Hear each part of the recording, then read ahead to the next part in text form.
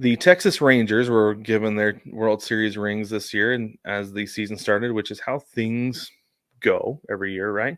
And these things are pretty sweet. I feel like they just get cooler and cooler every single year. Some of the details, there's a combination of more than 450 diamonds, sapphires, and rubies, is what they said. That's how they get the kind of the silver and white, and then the blue, I'm assuming, are sapphires. Then the little red ones are rubies. So this is the front. It has the Texas Rangers logo on it. If you're watching on YouTube, you can see this. If you're not watching, just close your eyes. If you're not driving, and imagine. If you are driving, keep your eyes open and still imagine. Anyway, so it has the Texas Rangers logo in the middle, and then underneath it says champions. Well, there's a lot more to this, as you would expect with a World Series ring. On the side here, it says, I believe it says, we went and got it.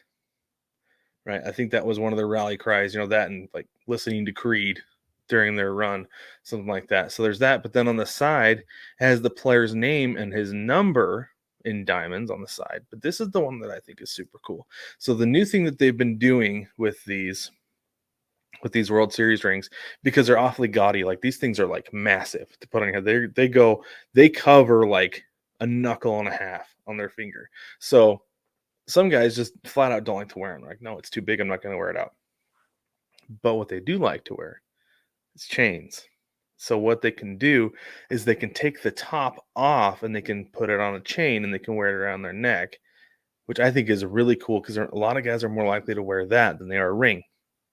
So when you take that off, you can also stand it up and display it if you want to. There you can see in the pictures a little bit of a kickstand on there. But the thing that's cool is underneath on the bed where the top kind of, I guess maybe a medallion, I don't know what it would be called, whatever that is, sits on top. It says Road, ROAD, and it has the logos of the teams that the Rangers beat to get to and win the World Series. So R, Rays, O, Orioles, A, Astros, D, Diamondbacks.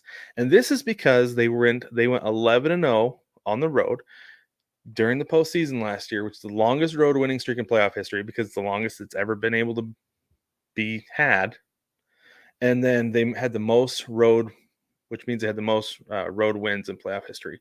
So it's pretty cool that they're highlighting that major accomplishment by doing that super creative, and it just happened to be in order ROAD. Pretty rad, if you ask me. I like that a lot. This was the Rangers' first World Series title in 3 appearances. This team's still really good.